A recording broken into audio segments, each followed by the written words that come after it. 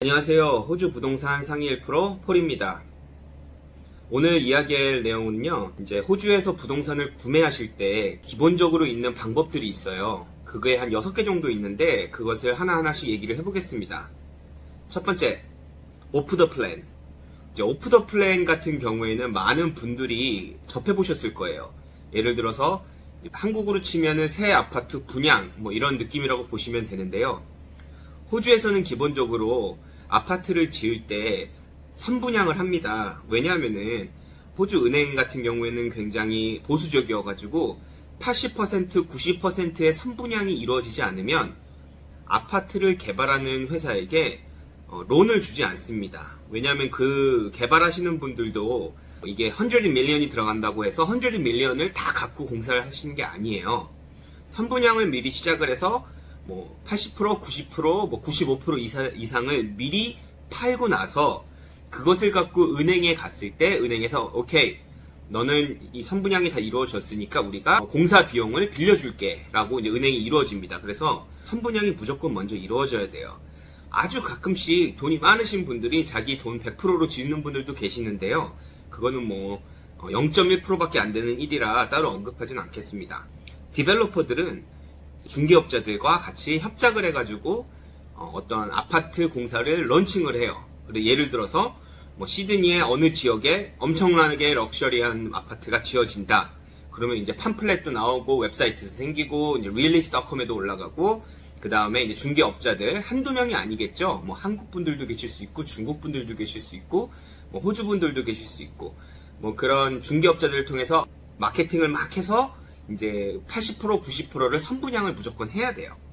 이럴 때 이루어지는 게 이제 오프 더 플랜이라고 합니다. 정확한 의미는 지어지지 않은 상태에서 플랜만 갖고 여러분들에게 분양을 하는 거죠.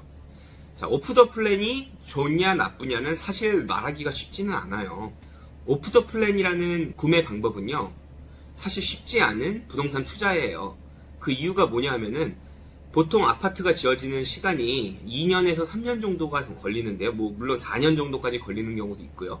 그 미래를 우리가 볼 수 있는 사람이 아무도 없기 때문에 블랙 스완 같은 코로나 팬데믹이 있었죠. 이제 그런 일이 이루어질 때에는 우리가 미래를 예측을 하기가 쉽지 않아요. 그렇기 때문에 오프 더 플랜이 무엇인지 정확히 알고 있어야 되고요. 어떤 이점과 어떤 단점이 있는지 한번 이야기하도록 하겠습니다. 일반적으로 오프 더 플랜은 아파트하고 타운하우스가 가장 많은데요. 이 아파트하고 타운하우스를 오프 더 플랜으로 샀을 때 가장 이점이 있습니다. 첫 번째로는 매물을 잘 고르셨을 때 3년 전의 가격으로 싸게 살 수가 있어요. 이게 무슨 말이냐? 왜냐하면은 지금 내가 계약서를 작성을 하지만 실질적으로 완공 날짜는 2년에서 3, 4년 후에요. 무슨 말이냐? 2, 3년 동안 모든 가격은 올라가게 되어 있습니다. 그것은 이제 레이버도 마찬가지고 그 건물을 지을 때 들어가는 모든 자재들은 다 인플레이션 때문에 가격이 올라가게 되어 있는데요. 좋은 지역에 알맞은 매물을 잘 구매를 하신다면은 매물을 좀 저렴한 가격으로 사실 수 있다. 현 상태의 다른 매물들보다 3, 4년 전에 계약했던 내 매물이 좀 더 저렴하게 세트를 하고 내 것으로 만들 수 있다는 게 장점입니다. 하지만 한 가지 조심해야 될 것은 거의 많은 오프 더 플랜 매물 중에서 이게 가능한 거는 많지 않아요. 그러니까 아주 잘 보셔야 됩니다. 두 번째로 오프 더 플랜 매물을 잘 구매를 하셨을 때 또 하나 이점이 있는데요. 이것은 만약에 오프 더 플랜 매물이 내 자가가 아니라 투자 목적으로 샀던 투자용 프로퍼티라고 했을 때는요, 디프리시에이션이 발생이 됩니다. 이게 무슨 말이냐? 감가상각이 발생이 돼요. 약 60만 불짜리 집을 예로 들었을 때 새 건물이기 때문에 약 1년에 10,000불 정도의 감가상각이 이루어집니다. 예를 들어 내 연봉이 6만 불일 때 약 15,000불의 세금을 매년 내게 됩니다. 이때 내 아파트 또는 내 타운하우스의 감가상각이 10,000불이라고 치면은 이 감가상각 때문에 세금을 절세를 할 수 있는 방법이 생기는 거죠. 감가상각을 이용한 절세의 방법은 거의 많은 회계사 분들이 다 알고 있는 방법이고요. 호주에서 절세를 할 때 가장 유용하게 쓰이는 방법 중에 하나입니다. 또 하나 감가상각과 같이 이루어질 수 있는 게 뭐냐면요, 일반적으로 사람들이 오프 더 플랜으로 매물을 살 때는요, 보통 80%의 융자를 빌리고 20%의 디파짓을 내게 되는데요. 이랬을 때 네게티브 기어링이 발생할 수 있는 가능성이 있습니다. 네게티브 기어링이란 뭐냐? 내가 실질적으로 이 건물을 유지하기 위해서 총 익스펜스와 내가 렌트 수입으로 받아들이는 돈과 비교했을 때 렌트 수입이 내가 내는 비용보다 낮았을 때 그때 일어나는 게 네게티브 기어링인데요. 예를 들어서 내가 매달 내는 돈이 받는 돈보다 100불이 많다라고 가정을 했을 때 매달 100불의 네게티브 기어링이 납니다. 그럼 1년이면 1200불이겠죠. 그러면 내가 감가상각이 약 10,000불 정도가 나고 그 다음에 1년에 약 1200불 정도의 네게티브 기어링이 일어났을 때 수입에서 내는 세금에서 절세가 가능합니다. 다시 한번 말씀드리지만은 저는 회계사가 아니기 때문에 이것에 대해서 더 알고 싶으시다면 회계사와 상담을 해보시는 것이 가장 좋습니다. 오프 더 플랜의 세 번째 장점은 새 집에 내가 처음 살 수 있다는 거. 생각보다 여러분이 사시면서 새 집에서 살 수 있다는 게 그 기회가 흔치가 않아요. 렌트일 때도 마찬가지고 그것이 자기 집일 때도 마찬가지고 새 집에서 산다는 거는 생각보다 큰 기쁨이 있습니다. 네 번째로 오프 더 플랜이 좋은 점은 돈을 모으기 힘들어 하시는 분들에게 상당히 좋아요. 내가 집을 살 때 일반적으로 15만 불에서 20만 불의 세이빙이 있어야 됩니다. 12만 불에서 20만 불 정도를 내가 자력으로 모은다는 것이 가장 쉬울까요? 굉장히 어려워요. 내가 집을 사겠어, 내가 돈을 모으겠어 라고 했을 때 일반적으로 사람들이 고비를 겪는 것이 약 6만 불에서 8만 불 선입니다. 그때까지는 잘 모아요. 근데 그 이후로 갈수록 정말 힘들어, 내가 이걸 정말 모을 수 있을까라는 다우트가 들기 시작하는데요. 이때 만약 내가 오프 더 플랜으로 10% 디파짓을 걸어놨을 때 그때는 얘기가 조금 달라지죠. 왜냐하면은 내가 3, 4년 후에 완공이 되는 내 집 또는 내 투자집을 위해서 10% 돈을 디파짓으로 묻어놓는 거예요. 그러면 3, 4년 동안 그 사람은 어쩔 수 없이 나머지 10%를 모으기 위해서 최선을 다해야 돼요. 자기 스스로를 모을 수밖에 없는 그런 포지션으로, 그런 환경으로 밀어 넣는 거죠. 자, 이 모든 것은 첫 번째 제가 말씀드렸던 오프 더 플랜을 정말 잘 골랐을 때 얘기입니다. 요약을 해보자면은 오프 더 플랜의 매물을 정말 잘 고르고 그것을 내가 잘 선택을 하고 실수를 하지 않고 맞는 지역에 맞는 매물을 맞는 시간에 샀을 때는 이 모든 것들이 시너지가 나게 됩니다. 3, 4년 전의 가격으로 살 수가 있게 되고요. 가파르게 인상되는 모든 인플레이션들을 방어할 수가 있는 수단이 생기는 거고요. 두 번째로는 이것이 만약에 자가든 아니면 투자집이든 감가상각이 일어나게 돼요. 네게티브 기어링은 그 매물이 자기 집이었을 때는 효력을 발생하지 않지만은 이것이 만약에 투자집이었을 때는 두 개가 합쳐져서 시너지를 낼 수 있습니다. 그리고 세 번째는 새 집을 살 수 있다는 거고요. 이것은 자가였을 때 그 기쁨이 두 배가 되는 거고요.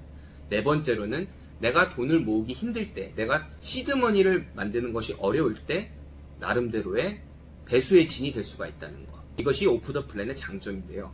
그럼 반대로 단점은 뭐가 있을까요? 제가 말씀드렸던 그 첫 번째, 내가 만약에 오프 더 플랜을 잘못 샀을 때예요. 자, 잘못 샀을 때 그때 어떤 일이 이루어지냐? 2, 3년 후에 내가 이제 그 아파트든 타운하우스든 완공이 돼서 그것을 세트를 하게 됐을 때요, 내가 실질적으로 계약을 했을 때 당시의 금액보다 지금 금액이 별 차이가 안 나는 거예요. 더 나아가서 이 금액이 마이너스가 되는 거죠. 이게 제가 종종 보는 오프 더 플랜의 가장 큰 단점입니다. 예를 들어서 저도 한 2, 3개월 전에 멜번에 있는 아파트를 오프 더 플랜으로 세트를 했는데요. 마이너스가 얼마가 났을까요? 자그마치 10만 불이 났습니다. 예를 들어서 제가 70만 불로 그 아파트를 계약을 했다고 하면은요, 세트 당시에 밸류에이션을 받았던 금액은 60만 불이라는 소리예요. 어마어마한 차이죠. 자, 그러면 제가 그 오프 더 플랜을 왜 그렇게 샀을까요? 저는 사실 이 오프 더 플랜이 로우 밸류에이션이 나왔을 때 이것을 이길 수 있는 방법을 알고 있어요. 좀 테크니컬한 방법이긴 한데 밸류에이션을 단 한 번만 받는 것이 아니라 3번에서 4번을 받는 거예요. 자, 여기에 조건이 있습니다. 이것은 내가 만약에 은행으로 직접 갔을 때는 불가능해요. 근데 제가 만약에 브로커를 써가지고 밸류에이션을 받는다고 하면은 업프런트 밸류에이션이라는 게 있습니다. 그것은 뭐냐 하면은 제가 랜더한테 론 어프로브를 받기 전에 업프런트로 3, 4명의 밸류에이터들한테 밸류에이션을 다 각자 받는 거예요. 그럼 무슨 일이 일어나냐? 제가 이 10만 불이 네게티브가 났던 밸류에이션은 사실 제가 세 가지의 밸류에이터에게 밸류에이션을 받았을 때는 약 5만 불, 그 다음에 내가 계약했던 그 금액, 그리고 10만 불, 이렇게 다른 세 가지의 밸류에이션들이 있었어요. 참 말이 안 되죠. 그런데 이게 실질적으로 오프 더 플랜에서 일어나고 있는 호주의 실정입니다. 그런데도 불구하고 제가 왜 10만 불이나 마이너스가 나는 그 랜더에게 갔을 개인적인 사정과 맞물려 있는데요. 저는 지금 이 아파트가 10만 불 밸류에이션이 낮게 나왔다고 그 가격을 믿지 않아요. 왜냐하면은 실질적으로 그 지역에서 매물되는 가격의 금액이 제가 샀던 금액과 비슷하기 때문이에요.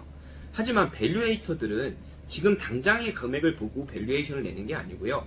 지난 3개월, 6개월 전에 있는 세일즈 기록을 보고 밸류에이션을 납니다.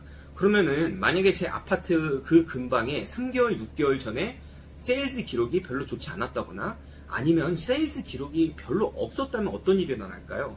당연히 밸류에이션이 낮게 나올 가능성이 많겠죠.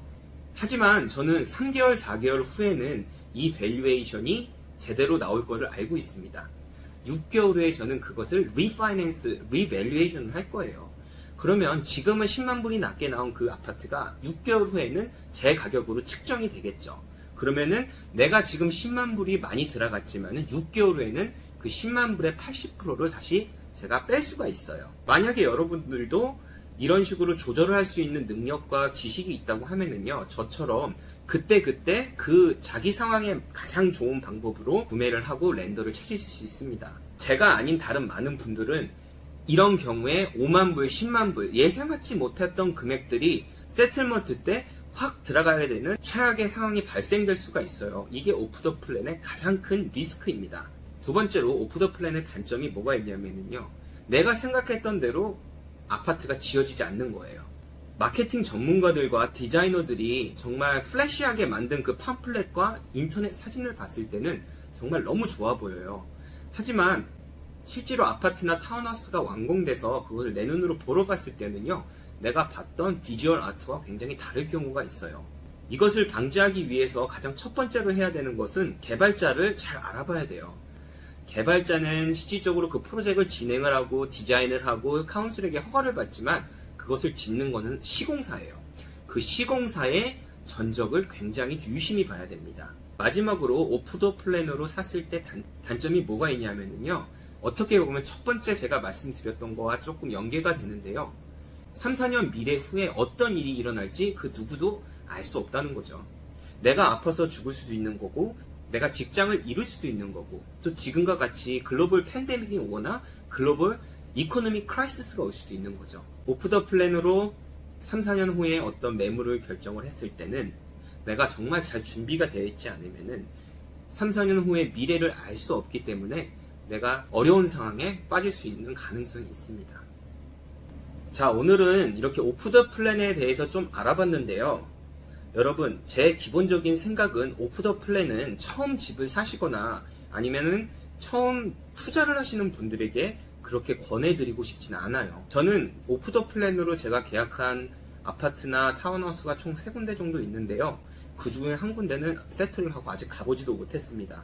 하지만 다행인 것은 제가 가장 최근에 세트를 했던 그 아파트는요, 제가 세트를 하기 일주일 전에 렌트가 나갔어요. 제가 그 매물을 산 경로가 일반 분이 살 수 없는 경로로 샀기 때문이거든요. 디벨로퍼 자체가 저에게 약 10만 불 정도의 리베이트를 해줬어요. 가격을 깎아주는 거하고 리베이트과는 천지차별이 있습니다. 왜냐하면 가격을 깎아줘도 실질적으로 내가 디퍼짓을 냈을 때는 그렇게 차이가 없기 때문입니다. 하지만 리베이트를 해준다고 하면은 내가 지금 당장 세트를 하기 위해서 20만 불을 내놔도 세트를 한 후에는 저에게 뱅크로 바로 돌아오기 때문에 리베이트가 훨씬 더 유리한 조건이죠. 두 번째로는 이 지역이 굉장히 성장 가능성이 많은 지역이란 걸 저는 잘 알고 있어서 세트를 하기 한 주 전에 이미 렌트가 나갔습니다. 코로나 때문에 마켓이 어려운 상황에도 불구하고 말이죠. 이런 식으로 저처럼 리스크와 베네핏을 잘 조화할 수 있다고 하면은 오프 더 플랜으로도 굉장히 유리한 결과를 낼 수 있습니다. 오늘 영상 끝까지 봐주셔서 정말 감사하고요. 다음번에는 오프 더 플랜과 조금 비슷한 홈 앤 랜드 패키지에 대해서 이야기를 해보겠습니다. 좋아요와 구독 부탁드리겠습니다. 감사합니다. 좋은 하루 되세요.